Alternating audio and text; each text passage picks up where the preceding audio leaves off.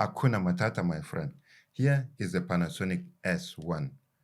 And I'm going to explain to you why you need to think about it seriously. If you're in the market looking at what you can expend and you're looking for a great hybrid camera that you can afford.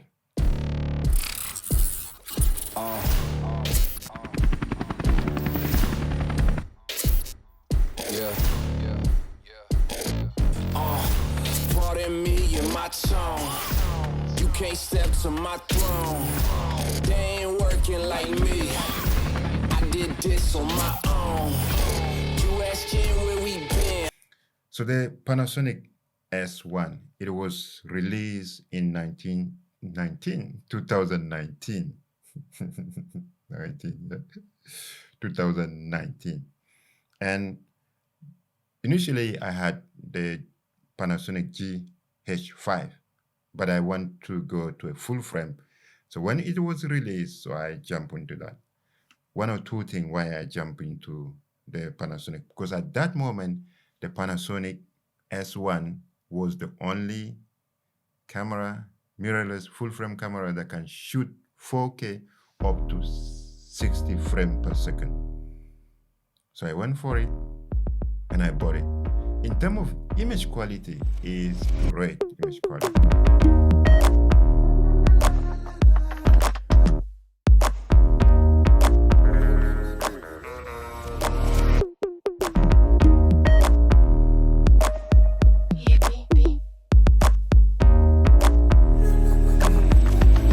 Let's talk about firmware update.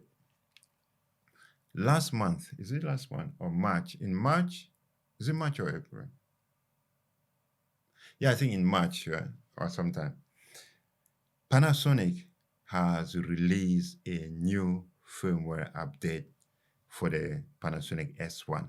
And with the firmware update 2.0, this camera became absolutely a beast.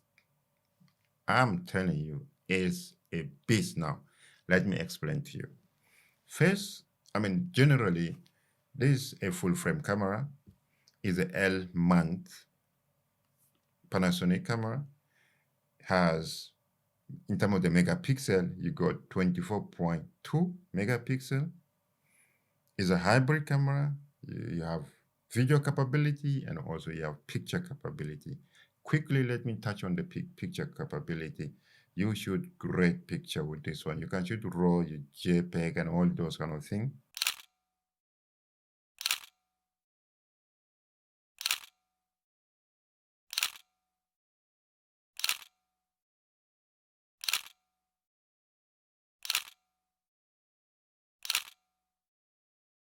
And on top of that, you can shoot up to 92 megapixel. Right? So for example, if you're shooting building, nothing moving, you put it on a tripod, you can shoot up to 92. Is it 92 or 96? But I will check it and I'll let you know. Megapixel. So it's rich. So let's touch on video resolution.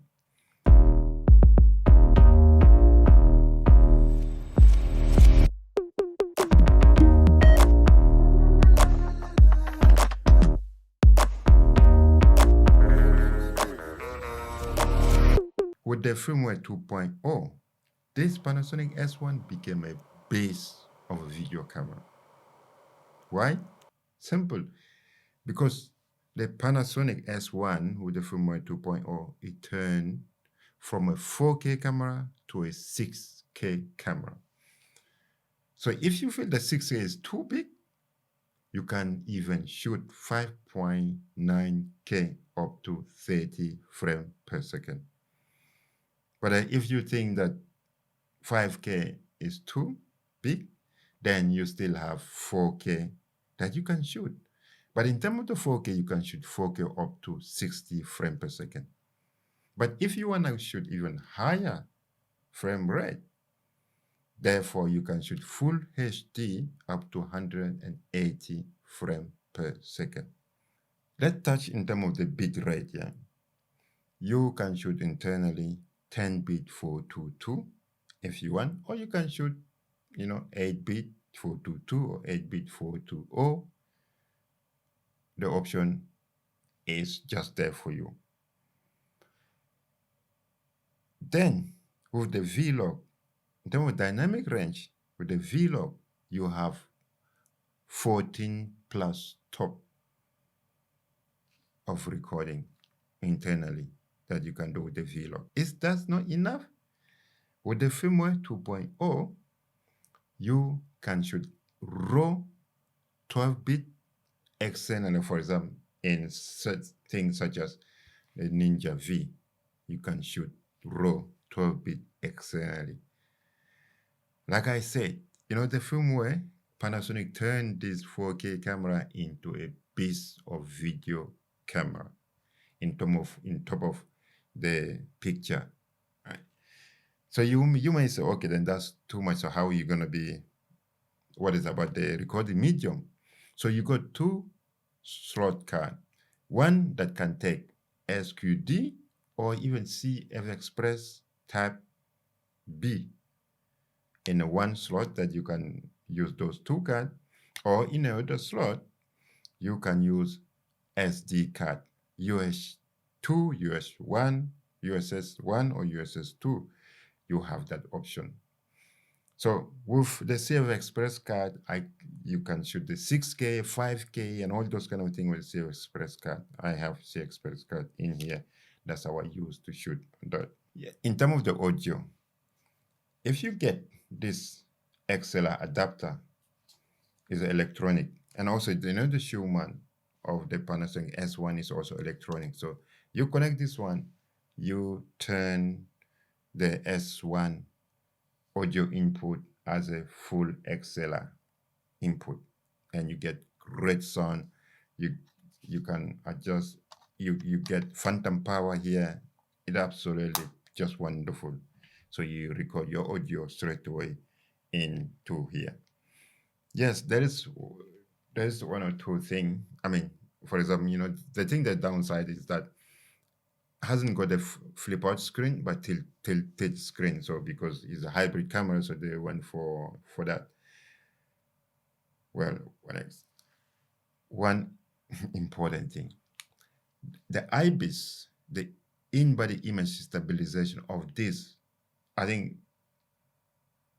I can say this best than even the EOS R5.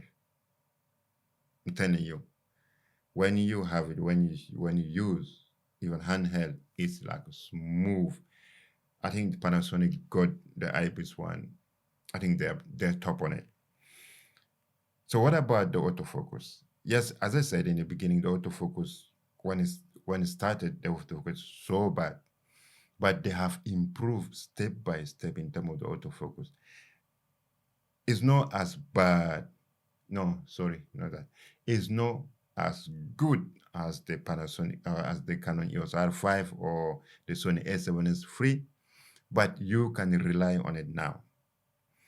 Since the update, I mean, since a year ago, when I'm shooting with it, and also since the update of the firmware 2.0, when I'm shooting, I have not had any issue yet in terms of the autofocus. You got face detect, you got eye detects, and you got all those detect thing in here. You got single continuous autofocus and so and so. So it is really, so far, it is really great. So why as the Panasonic S1? It is simple. If you let's say that you're looking into getting a hybrid camera, but you want camera that can give you really the buff wall in terms of the picture and in terms of the video. Therefore, the Panasonic S1 gives you 6K and also gives you great, pictures quality as well. But it is, in terms of the price, right now in the market is less than £2,000. And then if you go for a used one, imagine you buy the used one, you can get it even less than £1,000. Since I got this camera, I could have, just got rid of it, but it is a workhorse. One, it does not overheat.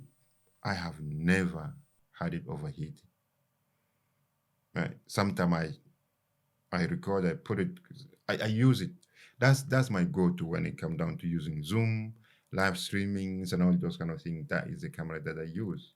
I don't use the S7 as free. I don't use the R5. I don't use the C70 one right now I'm recording with, but I just use this one and it never overheat. Sometimes I forget it stay days, it stay on for days, but it does not overheat, does not turn and does not turn down. It's a piece of camera. So if you want, and it's built like a tank, honestly, the body is built like a tank. It's big and heavy and yeah, and so. So for this, money that you have, so you can invest in getting something if you're not like those people that loyal to Canon or loyal to Sony or whatever, you just want to have a camera that can do you a great job.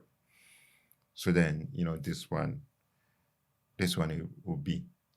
Right. So if not, you go for the S5, but S5 is a little bit, the price is going up, right? But all the capability of the S1 is same like with the S5 or even the S1H. I'll bet that is much cheaper than those two. So yeah, what do you think? What do you think about this camera? Do you think that it's overlooked? I think that the Panasonic S1 is really overlooked. It's only seasoned Panasonic fan that have it, but it's really overlooked. And if you're looking at saving money and getting a good camera that can give you both world, I think the Panasonic S1 is one to go for it, and then you can save yourself quite a lot of money. So yeah, thank you very much. So just what I want to share with you, since the firmware update 2, how can this Panasonic S1 become a beast of a camera, and it's a very affordable camera as well. So for you to think about it, yeah. Thank you very much. And as always, if you find this video useful, please do like it. If you are subscribed to my channel yet, do subscribe to my channel and then let me know in the comment box below what do you think. So from me to you is always love. Love you guys. Stay tuned, stay protected, and I will see you in my next video. Ciao, man. Peace. You can't step to my throne. They ain't working like me. I did this on my own.